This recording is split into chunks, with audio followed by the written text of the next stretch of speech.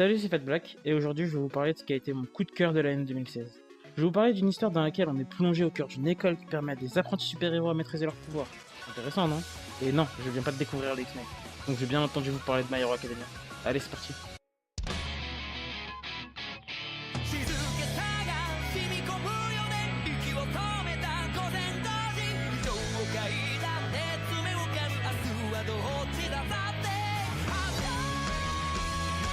My Hero Academia, Boku no Hero Academia en Jap, est un manga de Kohei Horikoshi, apparu pour la première fois dans le Weekly Shonen Jump en 2014. 12 tomes sont aujourd'hui sortis au Japon, et le 8ème sort bientôt en France. Il a eu le droit à une adaptation en animé en printemps 2015, avec une première saison de 13 épisodes, et il revient en force cette année, avec une seconde saison de 25 épisodes. L'anime est produit par Bones et est diffusé en France sur la plateforme ADN. Ceci étant dit, on va enfin pouvoir causer de l'histoire. Dans un monde où 80% de la population... C'est vraiment nécessaire que je vous lise le synopsis que tout le monde connaît? Non, sérieux. L'histoire c'est celle de Izuku Midoriya, une victime notoire sans pouvoir, dans un monde où presque tout le monde en a un appelé Alter. Mais c'est une victime qui a de l'ambition, vous voyez, parce que son rêve c'est de devenir le héros numéro 1, à l'image d'All Might, le héros le plus puissant de ce monde. Et pour réaliser son rêve, il fait entrer à la Yoe Academia, qui a formé les plus grands héros, malgré le fait qu'il n'ait pas d'Alter. Et donc que dire de My Hero Academia si ce n'est que c'est un régal pour les yeux, une pépite parmi les pépites, une étoile qui brille dans le ciel des animes. Ok, je me calme sur les compliments, mais sérieux, j'ai tellement kiffé la saison 1 que j'étais comme ça devant les trailers de la saison 2.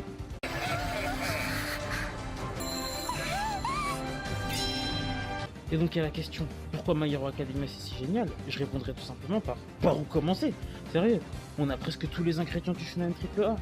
Le mangaka il a peut-être utilisé la même recette que pour la plupart des neketsu classiques, c'est-à-dire avec un héros faible qui fait une rencontre qui bouleverse sa vie, qui a un objectif surhumain, des rivaux, des combats, mais là il a su le faire à la perfection.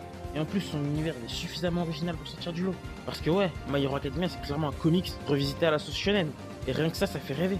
Mais maintenant je voudrais revenir sur un point qui a beaucoup fait parler de My Hero Academia, sa ressemblance avec Naruto. Certains disent que oui, d'autres que non. Perso, je suis clairement de la team oui. Je pense même que c'est un élève qui pourrait dépasser le maître. Et c'est pour ça que je vais faire une petite comparaison des deux, qui va vous montrer qu'ils ont des points communs, mais également pour vous montrer certains bons points de My Hero Academia. Commençons par le commencement avec les héros. Dans Naruto, on suit les histoires de Naruto, qui veut devenir Hokage, malgré le fait que son village le rejette. Mais le problème, c'est que le fait qu'il soit surcheaté à la naissance, ça défonce certains idéaux que Kishimoto a voulu mettre en place.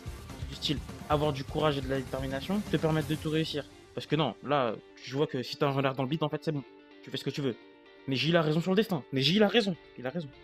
Mais bref, dans My Hero Academia, tu suis l'histoire d'Izuku, qui lui a toujours été faible et qui malgré sa faiblesse, veut devenir fort. Et ça donne plus de valeur à sa quête, je trouve. Même si le fait qu'il obtienne un alter dans l'épisode 3, ça vient défoncer tout ce que je viens de dire. Mais je reviendrai là-dessus après. Parce que certes, son rêve, c'est de devenir aussi puissant que son idole, mais je pense qu'à côté, le gamin victimisé qu'il a été souhaite montrer au monde sa valeur.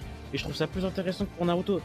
Parce que dans Naruto, on suit l'ascension d'un orphelin surcheaté, détesté pour des raisons bidons. Alors que pour Izuku, on suit les progrès d'une ex-victime, certes maintenant surcheatée, mais qui a réellement été faible à un moment de sa vie, tout en voulant savoir s'il atteindra son rêve. Et puis, contrairement à pas mal de personnages de shonen qui sont un peu débiles, un peu stupides, Izuku, il est super intelligent et il met en place de vraies stratégies. Et ça c'est intéressant à suivre. Mais on s'est assez attardé sur les héros. Passons maintenant aux rivaux. Là où dans Naruto, on a ce truc, ce pseudo-rival de Naruto, désolé pour les fat girls, de l'émo foiré le plus célèbre de la Jump Animation, mais voilà, Sasuke c'est un perso foiré, raté, défoncé, niqué, tout ce que vous voulez. C'est un gamin paumé, pas sûr de lui, qui prend toujours, mais alors toujours les mauvaises décisions, parce qu'il est super influençable. Alors que dans My Hero Academia, on a Bakugo et Todoroki, qui sont super bien développés et super bien écrits. Surtout Todoroki qui d'après moi est ce que Sasuke aurait dû être. Un génie précoce, d'une lignée connue pour son talent, qui a un lourd passé et qui au fur et à mesure de l'histoire devient meilleur et apprend à s'accepter grâce au héros. Mais j'avoue que j'ai une petite préférence pour Bakugo parce que j'aime les persos au caractère explosif qui se font tout le temps clasher par les gens pour les conneries qu'ils peuvent faire. D'ailleurs, parlons-en des autres personnages. Parce que si Naruto et My Hero Academia ont bien un point commun, c'est bien le nombre incroyable de personnages qu'ils possèdent. Cependant, je trouve encore que My Hero Academia se démarque par rapport à Naruto, parce que dans Naruto, tous les personnages ont quasiment tous ou presque la même histoire. Alors que dans My Hero Academia, même si ils ont tous le même rêve, devenir héros, on peut voir que certains élèves se démarquent, parce que même s'ils ont tous le même rêve, les raisons qui les motivent à avoir ce rêve ne sont jamais les mêmes. Du coup, ça me fait espérer que les personnages secondaires auront un meilleur développement que certains personnages de Naruto, et qu'on n'aura pas le droit à des personnages oubliés en cours de route. Et donc j'en arrive à mon dernier point de comparaison sur ces deux mangas, à savoir les antagonistes. Sur ce point, je peux pas en dire beaucoup sans spoiler ceux qui lisent pas les tomes de My Hero Academia, mais je resterai le plus vague possible pour éviter de les spoiler. Donc, dans les deux mangas, on se retrouve face à une organisation composée de différents membres ayant des buts plus ou moins différents. Dans Naruto, les antagonistes majeurs, c'est l'Akatsuki, un groupe de mercenaires ayant pour but la capture des Jinchuriki, Et sincèrement, je trouve cette organisation très intéressante, mais pas suffisamment développée, car Pain et Itachi mis de côté, les antagonistes apportaient pas grand chose à l'intrigue.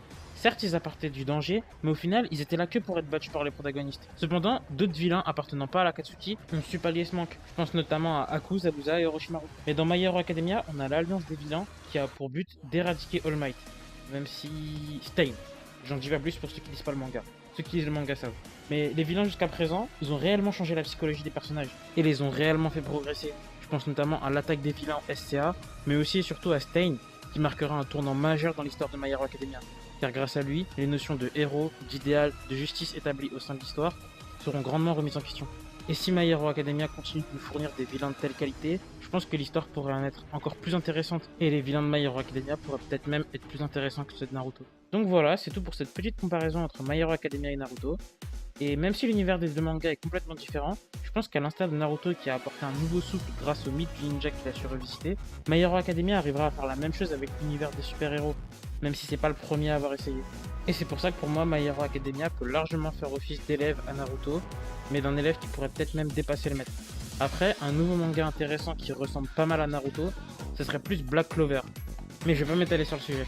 Et pour en revenir à My Hero Academia, qui est quand même le sujet de cette vidéo, même si je l'ai comparé à Naruto, etc.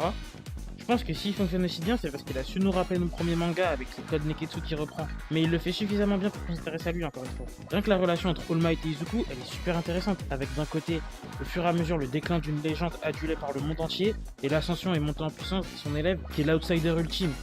Mais, car comme on dit, il y a toujours un mais, il y a une chose qui m'a déçu et j'avais dit que je reviendrais dessus plus tôt. C'est le fait qu'Izuku obtienne son alter trop facilement au début de l'histoire. Parce que ouais, il a juste eu à avaler un cheveu d'All Might pour pouvoir absorber son ADN.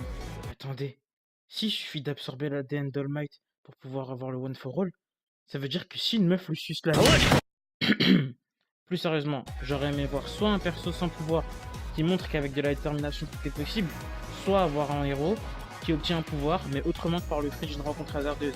Mais faut relativiser, car ça permet de renforcer la proximité d'Izuku et d'All Might, parce qu'en plus d'être maître et élève, ils partagent le même secret, et ils sont partenaires d'Alter. Et ça crédibilise encore plus le lien très fort qu'il y a entre les deux personnages. Et en plus de ça, le mangaka a fait en sorte que Izuku ne maîtrise pas son pouvoir dès le début, pour qu'on ait quand même une progression, et pas un Izuku surcheaté dès le début de l'histoire. Et le dernier point sur lequel je souhaiterais revenir, c'est sur les interactions sociales d'Izuku que je trouve très intéressantes. Car on nous montre en fait qu'Izuku, il a quand même gardé son côté craintif et chétif durant les moments de pause. Mais à côté de ça, on montre qu'Izuku a évolué durant les combats. Parce qu'on le voit diriger un petit peu, on le voit aussi mettre en place certaines stratégies, et on voit surtout qu'il est vraiment motivé à devenir héros. Et pour terminer, je dirais que comme Naruto a su à son époque nous enseigner des valeurs comme le courage, l'amitié, l'acceptation de soi, la ténacité, et j'en passe, avec un scénario intéressant tout aussi bien visuellement que psychologiquement, parce que ouais, j'ai peut-être pas mal taclé Naruto dans la vidéo, mais ça reste mon premier manga, celui qui m'a fait commencer les mangas et les animes. Donc c'est un manga qui a une place particulière dans mon cœur. Mais je pense que My Hero Academia, c'est le nouveau manga du Jump qui pourra apporter tout ça à la nouvelle génération qui commence à regarder des animes ou des mangas aujourd'hui. Et puis si vous êtes toujours pas convaincu, regardez juste ce match de Izuku qui s'est pris pour Saitama.